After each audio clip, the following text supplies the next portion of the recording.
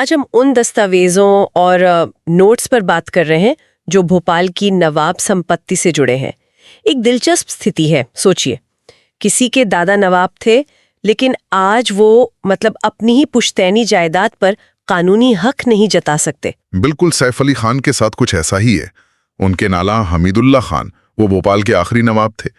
पर पेंच तब आया जब आज़ादी के बाद बंटवारे में उनके कुछ रिश्तेदार पाकिस्तान चले गए।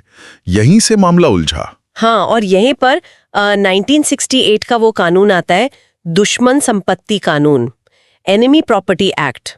इसके तहत जो लोग बंटवारे के बाद पाकिस्तान चले गए या चीन भी, अच्छा, चीन भी इसमें शामिल है? हाँ, उनकी जो संपत्ति भारत में रह गई उसे दुश्मन संपत्ति मान लिया गया। तो इसका मतलब क्या हुआ फिर?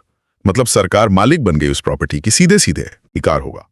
भले ही यहाँ भारत में उनके वारिस मौजूद हों, और बाद में इसमें कुछ बदलाव भी हुए हैं जिसने इसे और पेचीदा बना दिया। और इसी वजह से है ना, सैफ अली खान की वो पुश्तैनी जायदाद जिसकी कीमत कुछ रिपोर्ट्स तो कहती हैं 15,000 करोड़ तक, वो आज कानूनी तौर पर उनकी नहीं है, एक तरह से उनकी पहुंच से बाहर है। उन्होंने खुद भी कहा था कि भाई अगर वो प्रॉपर्टी उनके पास होती तो शायद वो बॉलीवुड के सबसे अमीर शख्स होते।